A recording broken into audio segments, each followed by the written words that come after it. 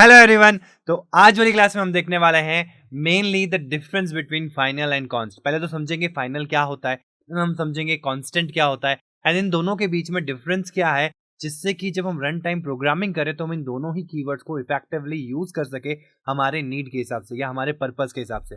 तो चलते सीधा एंड्रॉइड स्टूडियो के अंदर बिना किसी देर किए और समझते हैं इन दोनों का मेन यूज। तो यहाँ मैंने एक एंड्रॉइड स्टूडियो ओपन कर दिया है। आप कोई भी आईडी को यूज कर सकते हो जिसमें आप डेवलपमेंट कर रहे हो। आप डार्ट पैड भी यूज कर सकते हो। मेनली हम आज समझने वाले हैं कि फाइनल कहाँ यूज में आता है एंड कांस्टेंट कहाँ यूज में आता है।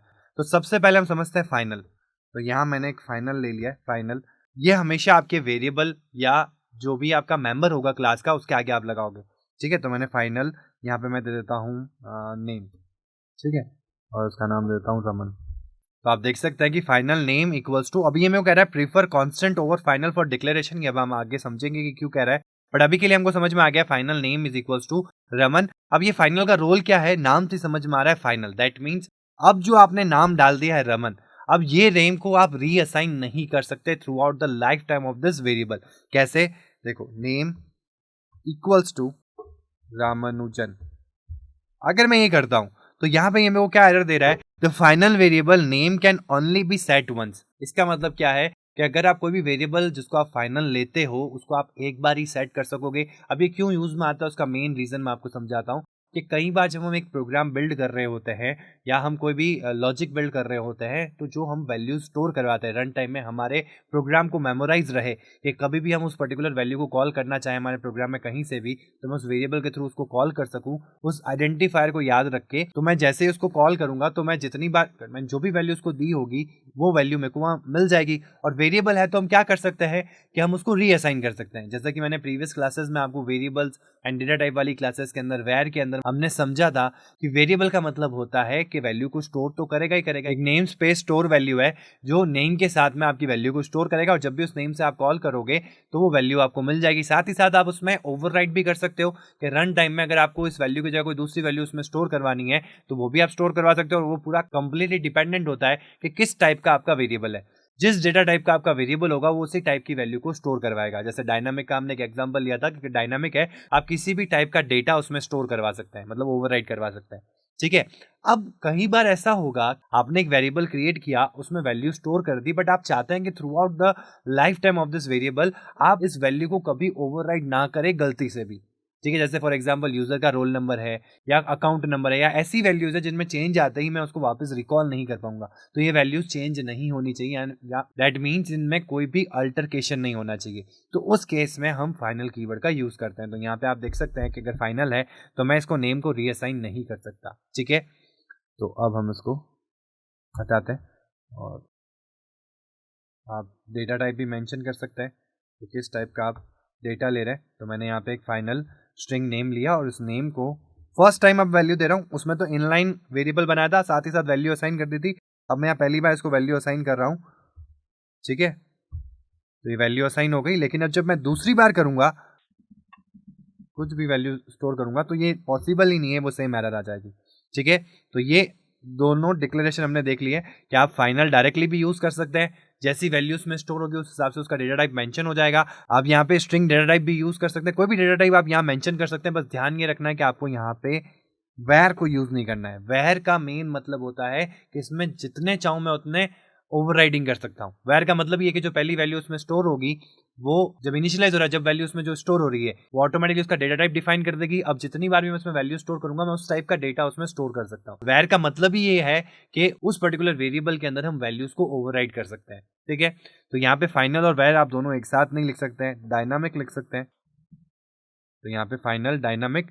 अब फाइनल डायनामिक का कोई सेंस नहीं बनता। क्यों नहीं बनता? क्योंकि डायनामिक का मतलब ये है किसी भी डेटा टाइप का आप डेटा उसमें ओवरराइड करवा सकते हैं run time, through out the run time. But यहाँ पे फाइनल का मतलब क्या है कि आप एक बार जो वैल्यू स्टोर करवाओगे वो फाइनल रहेगी, उसमें फिर आप रीअसाइन नहीं कर सकते। तो डायनामिक का कोई सेंस नहीं बनता है। आप डायरेक्टली फाइनल भी ले सकते हो, आप चाहो तो यहाँ पे अपना जो डेटा टाइप है वो भी मेंशन कर सकते हो। अब हम बात करते हैं कांस्टेंट की।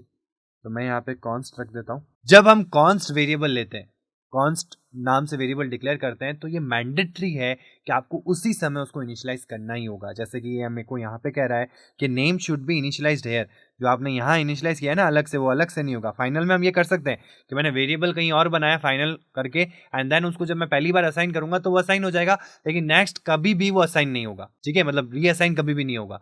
लेकिन यहाँ पे इसके डिक्लेरेशन में क्या डिफरेंस है, इसके डिक्लेरेशन में ये डिफरेंस है कि जब भी आप कॉन्स्ट वेरिएबल लोगे तो it must be initial at that time, मतलब ये इनलाइन वेरिएबल ही होना चाहिए, ठीक है। एंड देन क्या मैं इसमें रीअसाइन कर सकता हूं, तो नेम इक्वल्स टू, तो यहाँ पे आप देख सकते हैं वही सेम प्रॉब्लम जो वहां पे आई थी, constant variables can't be assigned a value, try removing the assignment और remove the modifier constant from the variable. नाम से समझ में आ रहा है जो चीज throughout the lifetime same रहने वाली है उसी को हम कौन से रिप्रेजेंट करेंगे, तो इसीलिए मैंने यहाँ पे मैं इस पर्टिकुलर वेरिएबल को रीअसाइन नहीं कर पा रहा हूँ, ठीक है। अब ये तो हमने दोनों को अलग अलग समझ लिया कि फाइनल का क्या रोल होता है और कॉन्स्ट का क्या रोल होता है। इसमें छोटा सा डिफरेंस भी हमको पता चला कि आप ज्यादातर जब भी आपको वैल्यूज को रीअसाइन नहीं करवाना है, एक बार वैल्यू स्टोर हो जाए वो वही वैल्यू रहे, उसको रीअसाइन नहीं करवाना है, तो उस केस में आप कॉन्स्ट को प्रीफर करो, ठीक है। फाइनल को भी यूज कर सकते हो लेकिन बेटर रहेगा कि आप कॉन्स्ट ही यूज करो। अब फाइनल जब आप यूज करते हो तो उसमें इनलाइन आप उसी समय वैल्यू असाइन करो, ऐसा कोई मैंडेटरी नहीं है। आप फाइनल वेरिएबल क्रिएट कर सकते हो एंड देन जब पहली बार वैल्यू उसमें इनिशियलाइज होगी तो वो उसकी फाइनल वैल्यू हो जाएगी। जबकि कांस्टेंट में क्या होता है कि जब आप कांस्टेंट वेरिएबल लेते हो तो उसको इनिशियलाइज करना मस्ट हो जाता है, मतलब जरूरी है। आप उसको कभी भी रीअसाइन तो करोगे ही नहीं, और साथ ही साथ पहली बार उसको इनिशियलाइज भी तभी करना है जब उसको आप डिक्लेयर कर रहे हो। तो जैसे कि आप देख सकते हो constant name equals to Raman. अब एक और छोटा सा डिफरेंस समझ लेते हैं जिससे कि आपको एकदम क्लियर पिक्चर मिल जाएगी कि फाइनल और कॉन्स्ट में क्या डिफरेंस है, ठीक है। तो उसके लिए हमको जरूरत पड़ेगी एरे की। प्रीवियस क्लास में हमने एरे, लिस्ट, इनके बारे में समझ लिया था। एरे बाकी प्रोग्रामिंग लैंग्वेजेस में हम उसको एरे बुलाते हैं, डार्ट के अंदर वो लिस्ट से रिप्रेजेंट होती है, तो इनको हम कलेक्शंस भी बुलाते हैं। और मेनली हमने दो टाइप के कलेक्शंस प्रीवियस वीडियोस में देखे हैं, हैश मैप्स एंड लिस्ट। तो मैं यहाँ पे लिस्ट को यूज कर रहा हूँ, ठीक है। तो यहाँ मैं एक लिस्ट क्रिएट कर रहा हूँ वेर नेम्स इक्वल्स टू, यहाँ पे मैं नेम्स डिफाइन कर दूंगा, रमन, रमन, रामानुजन, मतलब रैंडम नेम्स ले रहा हूँ मैं यहाँ पे, ठीक है। तो ये चार वैल्यूज मैंने यहाँ ले ली। अब अगर मैं वेर की जगह इसको फाइनल लेता हूँ तो क्या होता है, तो फाइनल ले सकता हूँ मैं। फाइनल का मतलब क्या है, मैंने जो ये नेम्स वाला वेरिएबल लिया है इसको मैं रीअसाइन नहीं कर सकता। रीअसाइन का मतलब क्या होगा कि भाई नेम्स इक्वल्स टू, मैं कोई दूसरी एरे यहाँ पे नहीं दे सकता, जैसे कि 1, 2, 3, 4। अब इसको समझ ना, अगर मैंने यहाँ पे वेर लिखा होता तो यहाँ पे क्या होता, इसमें एरर नहीं आ रही। देखो मैं फाइनल करते हैं, यहाँ पे देखो एरर दिख रही है, और जैसे ही मैं यहाँ पे वापस वेर करता हूँ तो यहाँ से एरर चली गई। अब यहाँ क्यों एरर आ रही है, क्योंकि यहाँ पे आपने इंटीजर दे दिया है। और अगर वेर की अगर हम बात करें, मैंने इनिशियली क्या कहा था आपको कि अगर हम यहाँ पे वेर को अलग से डिफाइन करते हैं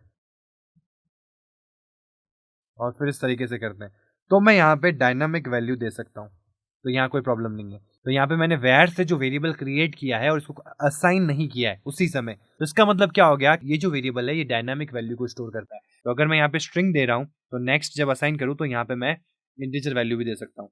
बट अभी हमारा मेन मोटिव जो है वो ये नहीं है, इसको मैं हटा देता हूँ। यहाँ मैं इसको फाइनल देता हूँ, तो यहाँ पे जो एरर आई थी ना वो मैं आपको बता रहा था। तो इसको हटाने के लिए, क्योंकि हम इनिशियलाइज जब कर रहे हैं नेम्स को, तो आप वहाँ देख सकते हैं, मैं यहाँ पे कुछ और नाम ले लेता हूँ, जैसे कि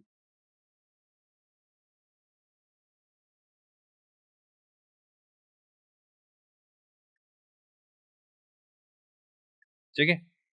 तो यहाँ मैंने कुछ डिफरेंट वैल्यूज दे दी इस वेरिएबल के अंदर, नेम्स के अंदर, और यहाँ पे देखो ये एरर आ गई, final variable names can only be set once, ठीक है। तो ये नेम्स का ये जो प्रॉब्लम है वो हमको समझ में आया क्योंकि हमने इसको फाइनल कर रखा है। अब इसका मतलब क्या है, इसका मतलब ये है कि जो नेम्स है उसमें जो आपने एरे दी है उसके अलावा आप कोई दूसरी एरे उसमें ओवरराइड नहीं कर सकते। बट आप ये चीज तो कर ही सकते हो, क्या चीज कर सकते हो, नेम्स डॉट एड, और यहाँ पे हम कुछ भी वैल्यू ऐड कर सकते हैं। जैसे कि मेरे को पीटर इसमें ऐड करना है तो मैं पीटर को ऐड कर सकता हूँ और कोई दिक्कत वाली बात नहीं, ठीक है।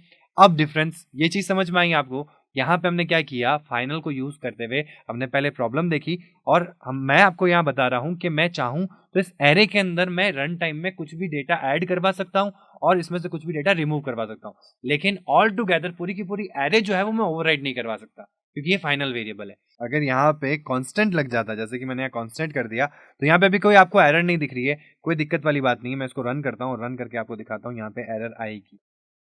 यहाँ पे आप देख सकते हैं unhandled exception cannot add to an unmodifiable list. मतलब ये जो लिस्ट है इट कैन बी मॉडिफाइड, मतलब ये रन टाइम में मॉडिफाई नहीं की जा सकती, क्योंकि आपने इसको किस तरीके से बनाया, कांस्टेंट से बनाया।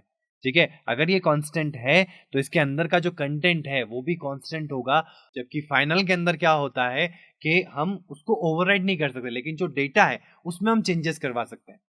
तो कांस्टेंट और फाइनल का एक बहुत ही मेन आपको यहाँ पे डिफरेंस समझ में आया होगा। फाइनल में आप कंपाइल टाइम चेंजेस कर सकते हो, जैसे कि हमने देखा फाइनल नेम्स में मैं उसी में कुछ ऐड करना चाहता हूँ तो मैं कर सकता हूँ, ठीक है, उसको रीअसाइन नहीं कर सकता मैं। जबकि कांस्टेंट जब आप लगा देते हो तो आप कंपाइल टाइम में उसमें चेंजेस नहीं कर सकते हो। ठीक है, तो जो आपका स्टैटिक एक तरह से जो कंटेंट है वो वहीं कांस्टेंट हो जाएगा throughout for the lifetime of the program. ठीक है, तो उसमें आपके वैल्यूज में भी कुछ ऐड ऑन नहीं कर सकते और ना ही उसको एज इट इज आप ओवरराइड भी कर सकते हो। तो ये कुछ मेन डिफरेंसेस होते हैं between your final keyword and your constant keyword. I hope आपको ये चीज समझ में आई होगी इन पर्टिकुलर एग्जांपल से। आगे जब हम प्रोग्राम्स क्रिएट करेंगे तब भी हम इनको इफेक्टिवली यूज करने वाले हैं, फ्लटर डेवलपमेंट के अंदर भी, डार्ट प्रोग्रामिंग के अंदर भी। तो उससे भी आपको एक क्लियर पिक्चर मिल जाएगी जिससे कि आप इफेक्टिवली इन दोनों कीवर्ड को यूज कर सके अपने फ्लटर प्रोजेक्ट के अंदर। तो आज की क्लास के लिए इतना ही। Thank you.